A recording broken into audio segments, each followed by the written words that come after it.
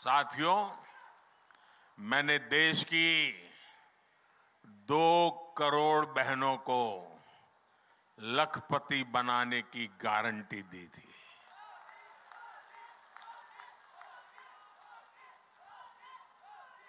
बीते वर्षों में जब मैंने हिसाब किताब लगाना शुरू किया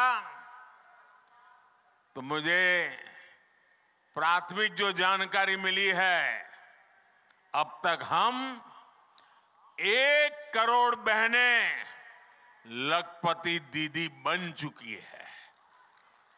हमारे देश में सेल्फ हेल्प ग्रुप में काम करने वाली 1 करोड़ बहनें जब लखपति दीदी बनती है ना, तो नीचे धरती कितनी बदल जाती है दोस्तों।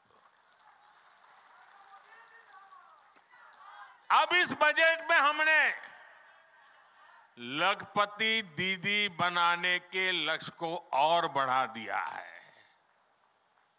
अब 2 करोड़ के बजाय 3 करोड़ बहनों को लखपति दीदी बनाया जाएगा।